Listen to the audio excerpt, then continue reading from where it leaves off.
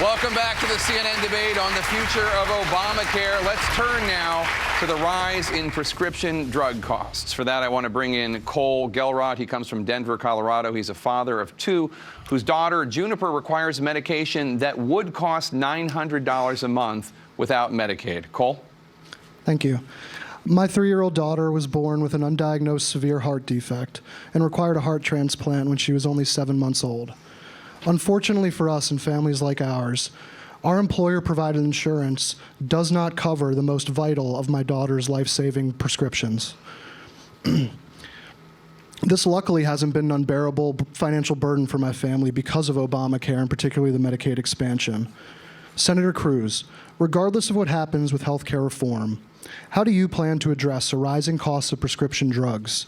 Additionally, how would you like to address a healthcare system where insurance companies can choose to not cover drugs that people like my daughter need to live?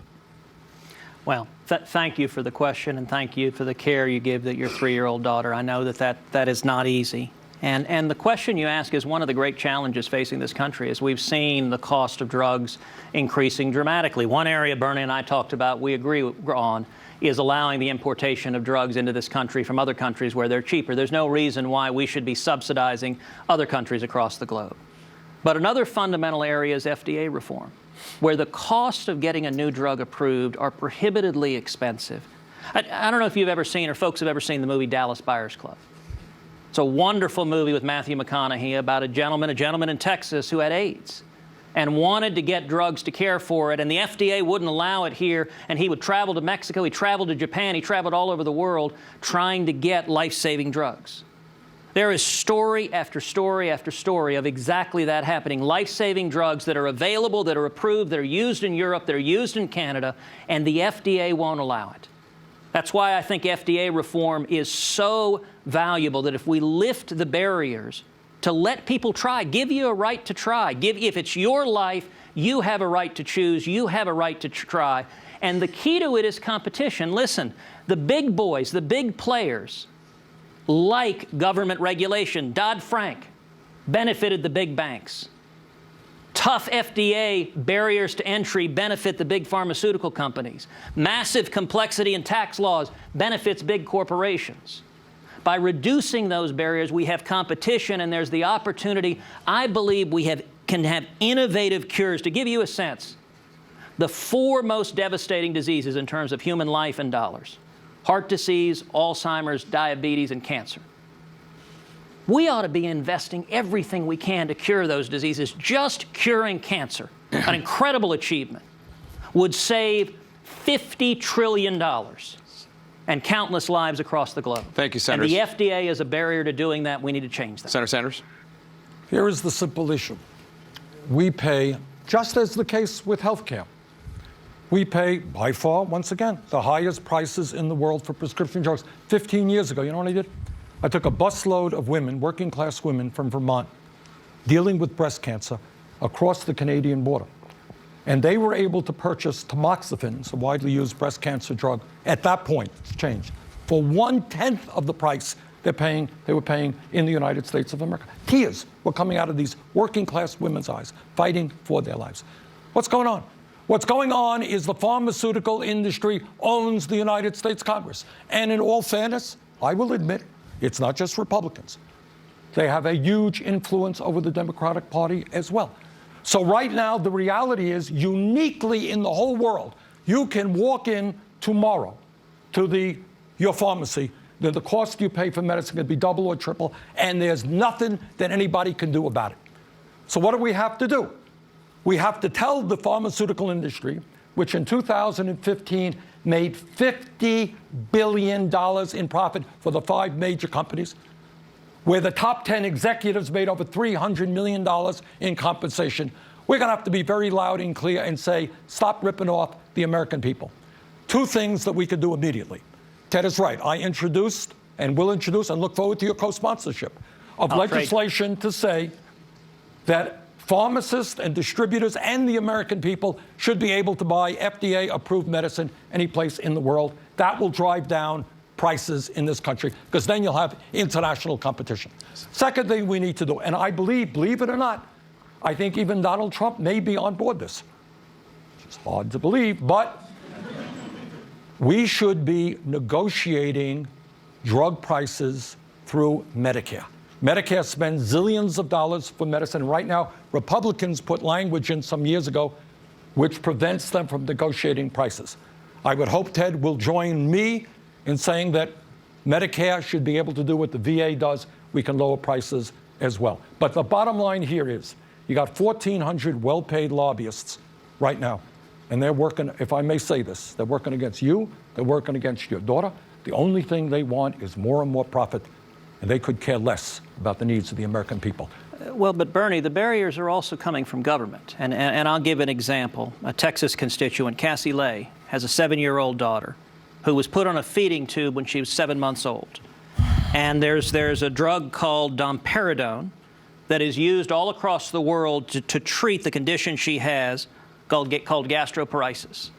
She was put on domperidone, this 7-month-old girl. She was off the feeding tube. She was living well. Domperidone is available in more than 100 countries, including Canada and throughout the European Union. But the FDA has been aggressively enforcing an import ban here. And I'll tell you what Cassie's mother said. I fear she will need to get a feeding tube again. How do I tell her that? She's a little girl who has worked extremely hard to overcome her fears of eating, and now her joy of just being a normal little girl will be taken away. We shouldn't have the government putting barriers to people getting the drugs they need. I think, Ted, that's a fair point. And I think if you have a product that has been deemed safe by countries that have high standards in this area, I think you make a good point. But I think the more important point is that the government of the United States, representing the American people, has got to control the incredible greed of the pharmaceutical industry. Will you join me? I do appreciate you coming on board the reimportation. I really do. And we can win it if we get Republican support. Will you stand with me in saying that Medicare, which spends a huge amount of money for prescription drugs, should be able to negotiate prices? Oh, listen, of course Medicare should negotiate, but you and I have a different view on how you control greed. Well, will you be on board that legislation? Hold on. Let me finish what I'm saying. Your view, you said before that, gosh, these executives make way too much money. I don't think the government should be in the business of deciding what you get paid and you get paid and you get paid. And there are socialist countries on earth. There are socialist countries that you encourage us to be like. But those countries are not doing nearly as well as America. You know, the per capita income in America is over 5 times the average per capita income in this world. It's 50% more than the per capita income in Europe. This is a land of opportunity because there's social mobility. In socialist countries, if you're born poor, you usually stay poor.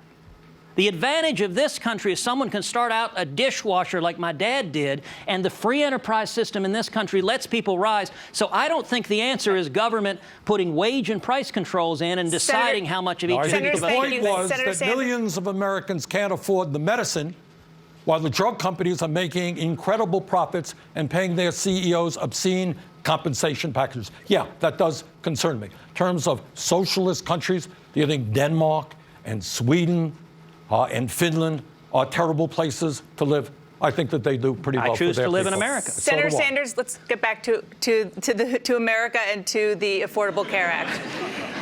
Throughout your campaign, you said the taxes should go up on the rich, not the middle class, and yet millions of Americans who chose not to get health care are forced to pay a tax penalty. So families of 4 are paying up to $2,000 per year for failing to purchase coverage.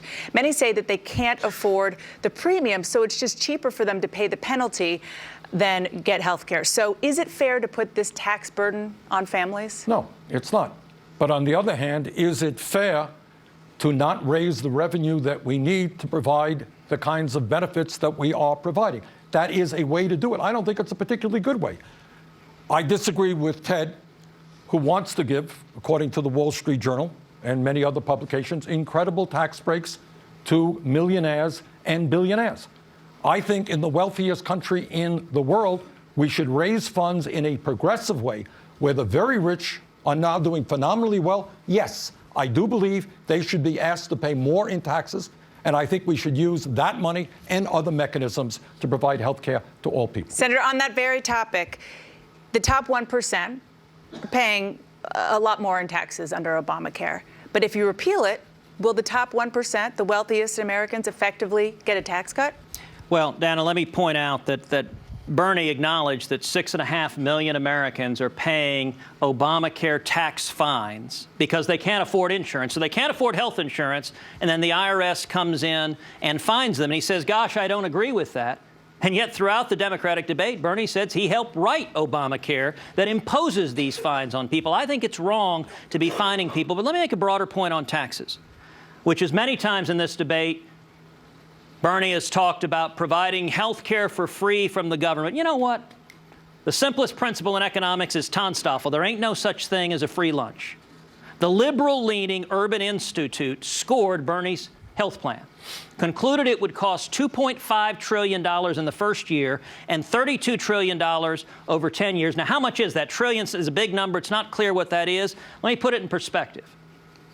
All of the federal income taxes we pay today are about $1.5 trillion a year. $2.5 trillion means every one of us paying income taxes would have to about triple what you pay in income taxes to get an additional $2.5 trillion. Now, Bernie, no doubt, is going to come back and say, no, no, no, no. None of you are going to pay. Just the rich. Well, how about if we took every person that makes over $1 million a year and confiscated 100% of their income, took every penny that they make? That would raise only enough money to fund Bernie's plan for 5 months. Here's another idea. How about if the government confiscated the assets of Apple, Google, Microsoft, Facebook, and ExxonMobil? If it came in, illegally seized those companies and sold them, that would pay for 1 year of Bernie's plan. If you don't want to see your taxes triple, in addition to the wait list, in addition to the rationing, in addition to fewer MRIs and mammograms to worse care, then you don't want to see Bernie's Medicaid for all. You want to see cheap, affordable health care that you can choose that puts you in control. Quote, Wall Street Journal, October 29th, 2015. Ted Cruz's, Wall Street Journal, not my paper, your paper, maybe not mine. Oh, no. Ted Cruz's new tax plan delivers its biggest benefits to the top 1% of U.S. households, adding about 1/3 to their after-tax income. Here is the economic reality facing America. In the last 35 years, there has been a massive transfer of wealth from the middle class and the working class to the top 0.1%. We're talking about trillions of dollars. Ted's response to that is he's going to support the repeal of the estate tax, correct? You're on record in doing that. Among many things, because I don't want to bankrupt farmers, I don't want to bankrupt small business owners. That's not it. The It only people who pay the estate tax are the top 0.2%. It would cost us over $200 billion. And as Ted said, it goes on and on and on. So this right-wing hyperbole about we can confiscate everybody, it's not going to do anything. Here is the basic point. If we passed the Sanders plan, 95% of people in this country would have more after-tax income than they have right now. Because Senators, I'm sorry, it's clear we have a lot more to debate, and we can do that at a later time, but we have to take a break. And when we come back, closing statements about health care.